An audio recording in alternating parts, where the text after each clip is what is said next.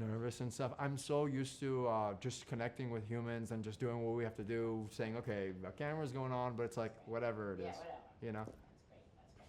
So, All right, so I'm going to start out with asking you about your history. uh-huh. And tell me what was life like before. You said you had good teeth.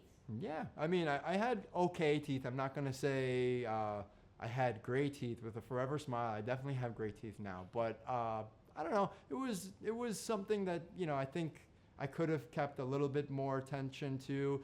Everyone says to the dentist that we floss when we really don't. You know what I mean? So They know, by the way. they know, so they know when that little blood drop comes out. But yeah, I could have done better, but I always was taking care of myself. At least I never was one of those people that you'd walk by and be like, ugh. So, Sure. yeah. And so then what happened? You go for a cleaning. Yeah, I mean, I went for a routine dental cleaning. All of us are supposed to do what we're meant to do, go do the cleaning, do the x-rays, check on things, and that's where I kind of had circumstances in my life change. I was I was kind of abruptly told that, hey, there's a problem.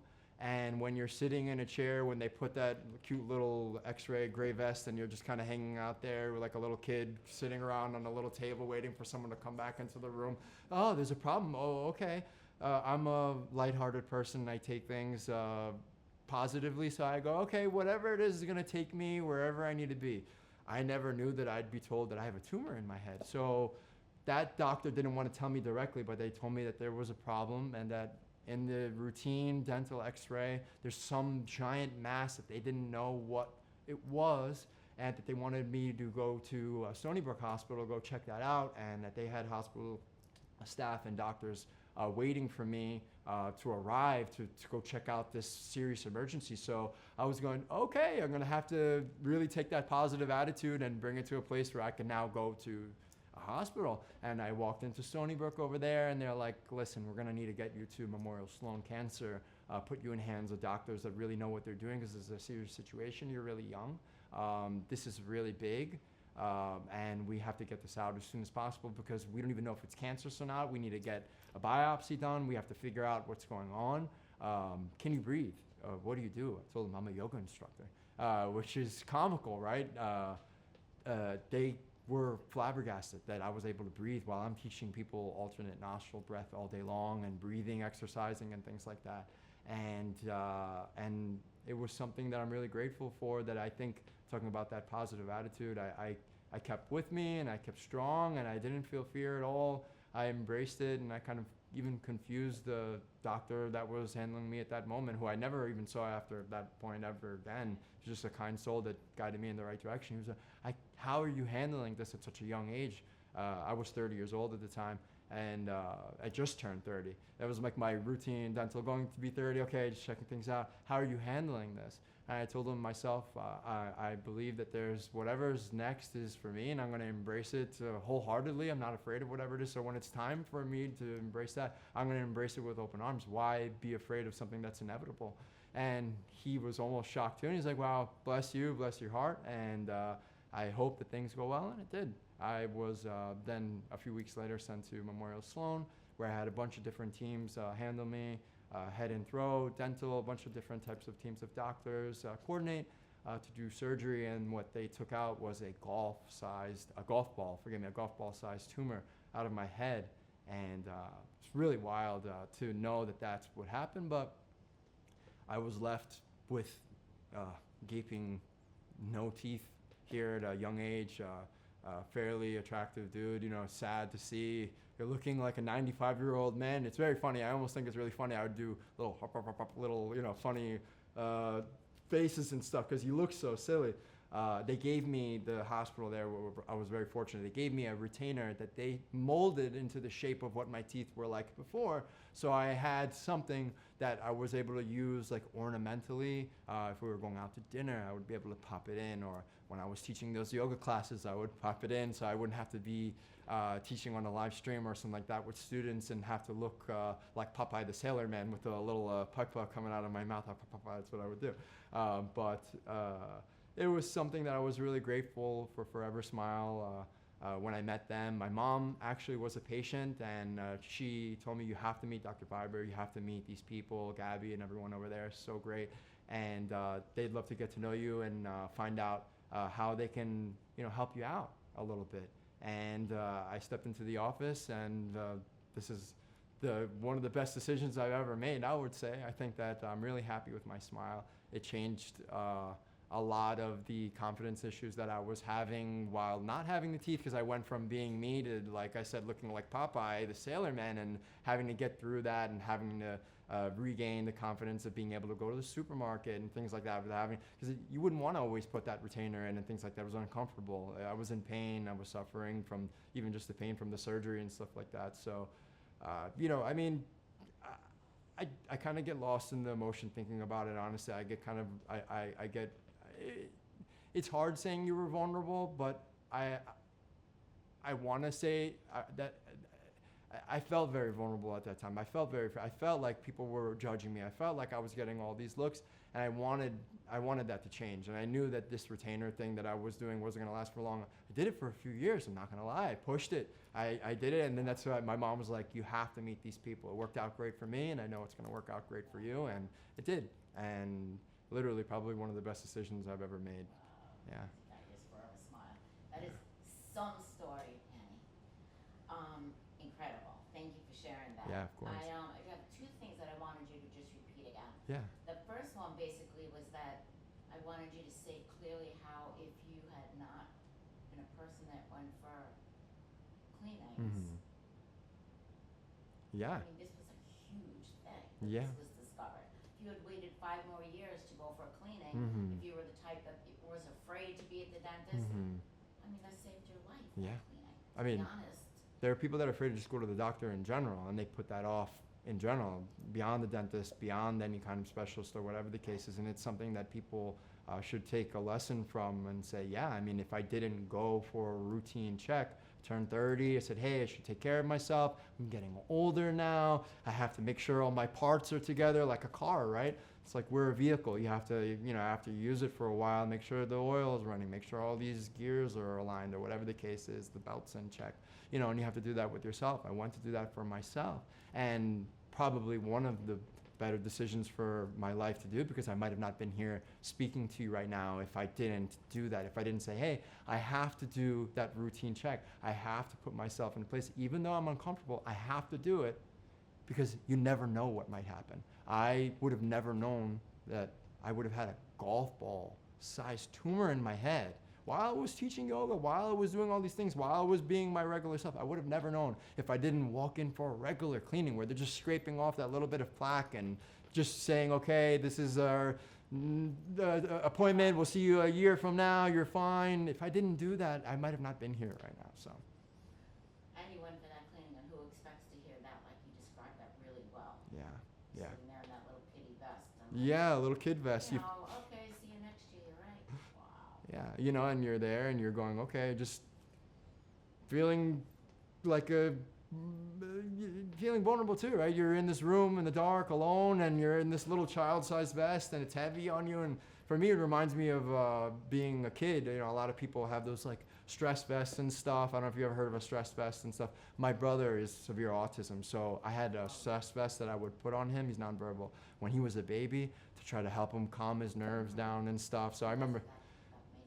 That's what it reminds me of when I put that. Whenever I put that on, it helps me relax. I guess I kind of put it in the state where I guess I'm being a little kid and I have to just relax now and wait for the adult to come into the room, because that's essentially what's happening, And I just had to be positive in that moment, because I got hit with really shocking news. Something's wrong. You're never supposed to be told in that moment something's wrong.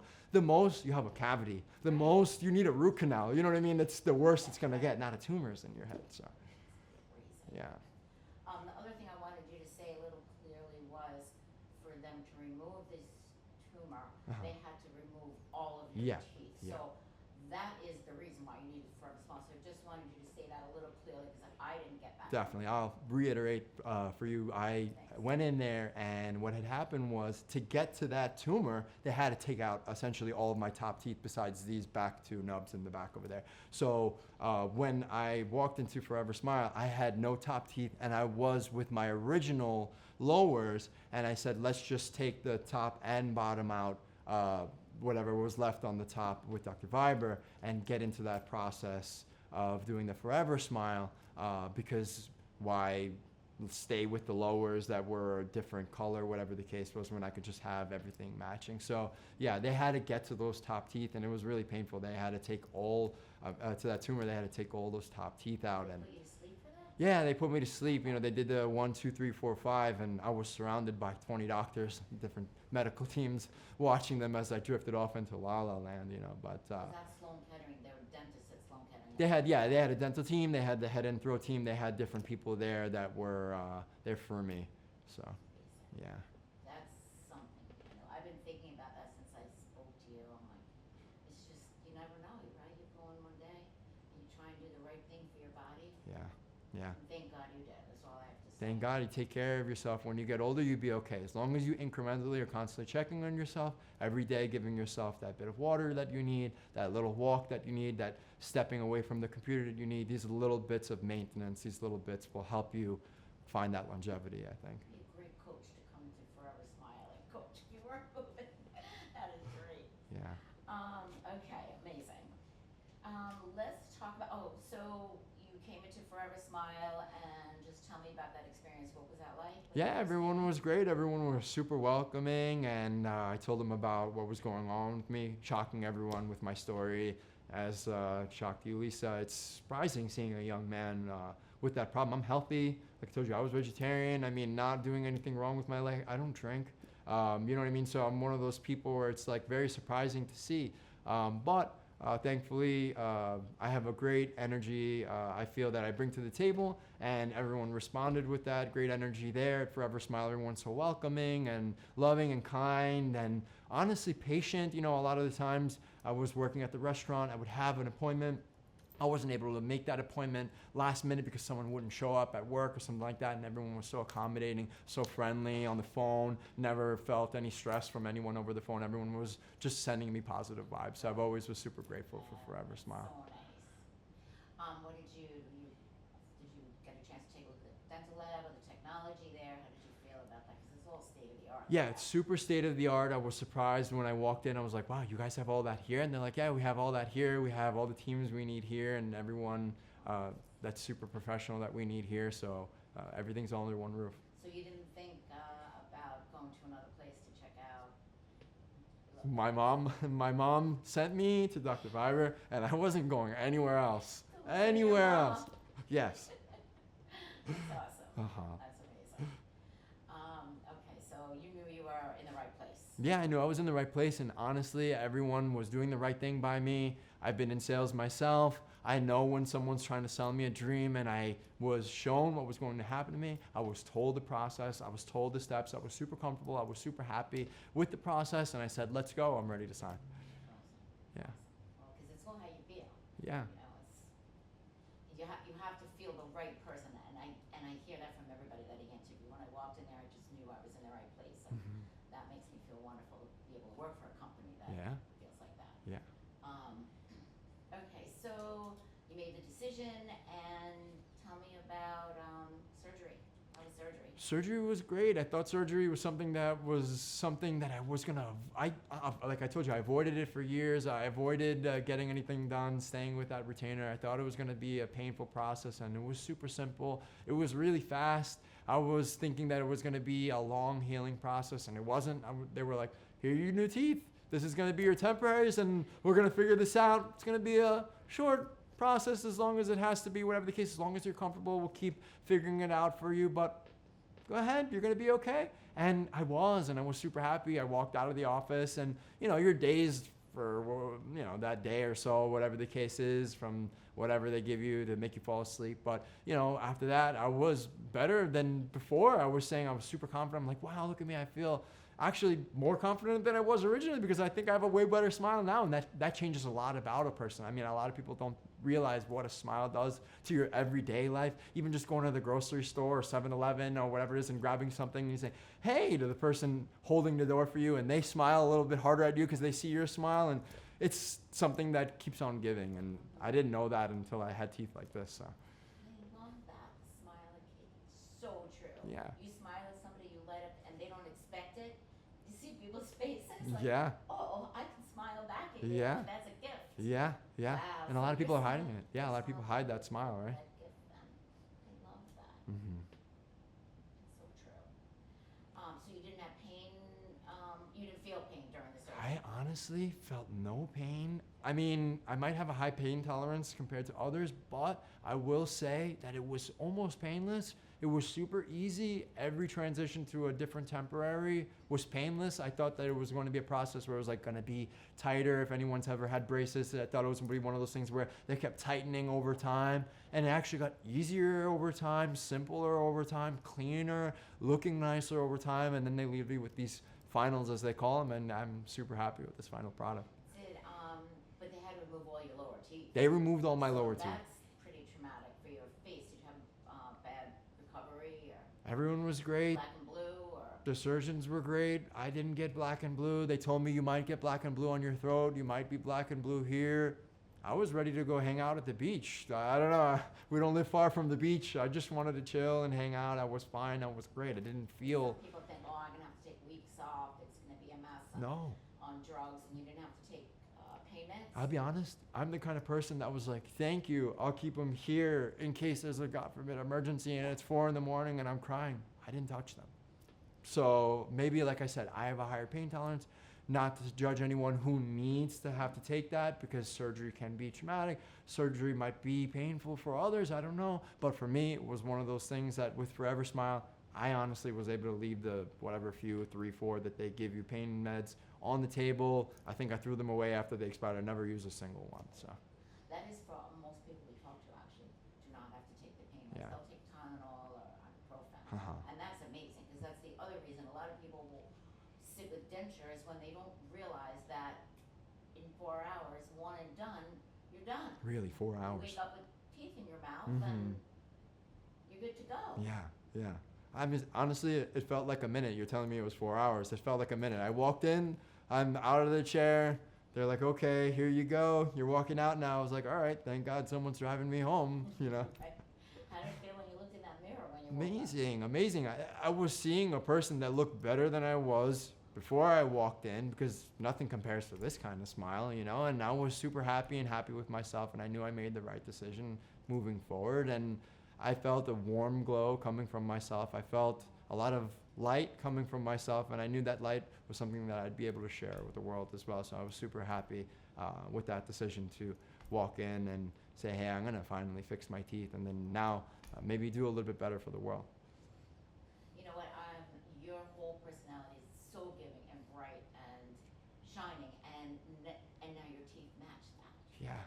So that is like, if you didn't have those teeth, you know, your eyes are super bright, your whole being is super bright, but the teeth now complete the package. Thank you. I try. I just try to be human, but thank you. But you're right, that smile is that's a gift to Yeah. have the rest of your life. Yeah, it's a gift that's gonna keep giving. Oh my God, the gift that keeps on giving. I love that. And you were okay with the shape and the color, or did you make changes? So I made a few changes. Honestly, I was super thankful that Dr. Viber and the other doctors there were patient with me, because I was saying, hey guys, I'm sorry. I know this is going to make the process last a little bit longer, but the bite on the right side isn't even. No problem. We're going to readjust. We're going to do this. We're going to do that. Okay, try these. Come back next week. Tell us what you're not happy with. I would come back the next week. Okay, I want to tweak this. I want to tweak that. Okay, come back. Okay, the color. Keep tweaking, keep tweaking, keep tweaking until I found what I was happy with. And there was never any rushing. There was never any, okay, you're running out of appointments. It was, as long as you need, we're here for you. As many temporaries you need, we're here to make them. You could take them when you're done. And they did. They sent me with a bag full of, I was like, I don't know what I'm going to do with any of these, but I guess I'll keep them for a show. Maybe we can have fun showing them to you guys or whatever for a shot, but it's just a bag of like 100 random temporaries. But I was just grateful in the fact that they didn't rush me. They didn't say, you're going to get what you're going to get. They said, we're going to find what you're happy with. So, That's what you want to hear. yeah, Be comfortable. yeah, Wow. That's impressive. That's really impressive. Awesome. yeah. Okay, so you woke up, you look at your mouth, and you're out the door, and you're on with your new life. You better than it was before. Yeah, better, happier. I think I'm moving a little bit faster. I'm a little bit more confident. I'm able to speak a little clearer and feel a little bit more, I don't know, centered within myself, because I don't feel like Are people judging me? Are people looking at my teeth? Is the focus on me, or is the focus on the way I look? You know, is the focus on what I'm doing, or is the focus on what my appearance is right now? So I was able to remove that. That takes away from what you're doing. Yeah. I mean, it definitely takes away from yourself. Yeah. So in whatever you're doing. So I was able to lift that and be able to be a little bit more of a confident version of myself. Yeah. It's just unbelievable. I'm really glad you said that about changing them so much, because there is another company out there that's very popular, and they put the finals in right away. And so then if you don't like them, then when you know what I mean? Wow. Okay, that's not cool in my book. That's something that I wouldn't sign up for, and that's what I tell people: do your research. Well, it's not right, because it has to heal, so we don't even understand that process. But having you say, you know, it took me a while to get what I wanted, and they were patient, that's a huge part of it. You need that when you're spending money. I always say, if you're spending money, it should be money well spent, not money that you feel should be taken from you. You know. Absolutely. And what about the eating aspect? Yeah, eating. Talk about how challenging that must have been. Eating at first was something that I thought would be tough, and they told me, okay, soups and stuff in the beginning. Obviously, it's setting. It's like a house, right? You want it to kind of sit before you hop in, right? So I let it set for a little bit, and then, you know, I was not chewing into steaks or anything. I myself am vegetarian, but I kind of was going back to my normal diet. I wasn't really doing anything different, eating pizza every day and doing what I was normally doing. They tell you to stay away from certain things, which I was. I wasn't biting into like a well-done crunchy slice and stuff like that. I was being a little bit more vigilant in what I was eating and how I was eating it. But over time, you know, they tell you, okay, you can transition from something softer to your regular diet. If you want to go back to steaks, you can go back to eating steaks. And then once you get your finals, you can eat whatever you want. I was super happy that night, that first night. I wasn't realizing why everyone was saying, enjoy your dinner tonight. I kept thinking to myself, why is everyone saying, enjoy your dinner tonight? Like, okay, I guess I'm going to enjoy. I enjoy my dinner every night. But then I realized while I was having dinner, they're saying you're going to be able to chew properly. And I was like, I was chewing properly before, but now I get it. Now I understand what everyone in the office meant. I was going to ask you, chewing for 2 years with a temporary in there bridge couldn't have been fun.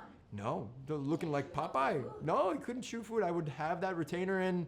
If I would be out with friends, if me and you would be out in public, I'd have to be at a Starbucks, putting it in, hoping to not hear, you know, hoping to not have that embarrassing moment and not chewing anything, taking something very, very softly, or having to embarrassingly tell others, hey, sorry, I can't join you. I can only have a coffee with you right now because I have this, and da-da-da-da, and something that I was so happy walking away from, because now I can finally eat. When you have that retainer, you're not able to eat anything. And when I was eating something, I would have to take the retainer out and be embarrassing even further. I mean, I'd be looking like a 95-year-old man with uneven teeth. Your jaw, I don't know if anyone knows it, but once this isn't there, yeah, it sinks, and then everything isn't aligned, and it's just so bizarre. And it was one of those so uncomfortable feelings that I had to push myself to get through and finally take the right steps to do the right thing. And plus, also, I'm sure you realize this, you can't eat healthy when you don't have good teeth, because so many people we talk to have stomach issues because they can't chew their food properly, and they can't eat fruits, they can't eat salads because they're too hard, and they can't chew them. So they end up being unhealthy and overweight. And eating junk. Because they can't chew. Yeah. So I'm sure you realize that it was hard to eat salads and things like that. I found ice cream very accommodating, Lisa, and that's unfortunate for a lot of people, because gallon after gallon after gallon, like you said, that's something that you don't want to be getting into. You can't eat healthy, and that sucks, you know. So I'm really glad for those that took the step like me to be able to say, I want to be able to eat what's right for me and not force myself to eat junk. Do you eat fish? No, I'm vegetarian. Yeah, no, my girlfriend's vegan. I've been vegetarian about 12 years, 11 years, something like that. Yeah. I don't eat meat either. Yeah. I've never eaten meat. Okay. My whole life has been like Wow. Yeah. I mean, I always tell people, it's everyone has something for them, that no one should judge people kind of like a blanket. You shouldn't do this. You shouldn't do that. Everyone has something about them that is specific. We're all our own individual selves, and we, you know, this might react different with me than it reacts with you. And, you know, I tell people, you should find where your balance is and whatever it is, your diet, you know. So it's cool that you found what was good for you. Yeah, my dad was vegetarian, so I didn't grow up with it, and I never liked it. Yeah. So people are like, oh, you're into the cow thing. I'm like, no, that's not, I just don't like it. Yeah. freaks me out. Yeah. It's tough knowing something was alive, and now that you're Yeah, making just it like, yourself. You never do it. Just Yeah. Whatever, it's okay. It's all good. I'm easier. I'm better off with the banana. I don't know, but Well, you did amazing, really Okay. amazing, Danielle. My last question for you, unless there's anything else that you want to say, I just always have somebody talk to the general public of people who are afraid to have this done for any number of reasons, financial, pain, whatever. What would you say to people that are seeing you? What would you tell them? I would tell them do it. I would say you're gonna regret not doing it. Don't put yourself in this position where later on you're gonna look back and go, I should have done that. I could have been way better off in this moment right now. Right now I'm feeling maybe a little depressed, a little bit worse off, when I could have been in a better place. I could have been not dealing with this pain. I could have been eating whatever I wanted. I could have been doing what I wanted, but I can't right now. And for those who are saying they can't, you can. You keep telling yourself you can't. You're not taking the right steps to better yourself. Better yourself. Do it for you. Don't do it for others. Do it for yourself. Because a lot of the times people are people pleasing, and you have to remember it's you that has to deal with that pain. It's you that can't eat. You know, everyone else is going to go about it. They're going to look at you and say, they're going to give you the best advice they can, but it's going to be you at the end of the day that has to try to go to sleep at night dealing with whatever you're dealing with. So take the right step, do the right thing. I promise you, you're going to call me and say, you gave good advice. Thanks for my forever smile. Yes, and thank you for my forever smile. I'm so grateful, honestly, super, super grateful. And that's something, if I could personally say to people out there, if I can make a personal statement, this was one of the best things I've ever done for myself. Do it. You're going to feel so happy. You're going to feel a better version of yourself. You're going to hear yourself laughing maybe for the first time, because maybe you might have been holding back what your true laughter was because you don't want people to see what you really look like. Let go. Feel free. Be yourself. Be the best version of yourself. Beautiful. Great. Daniel, you're amazing. Thank you, Lisa. Thank you so No, much. of course. You just made me feel so good. You remind me of my son so much. Wonderful.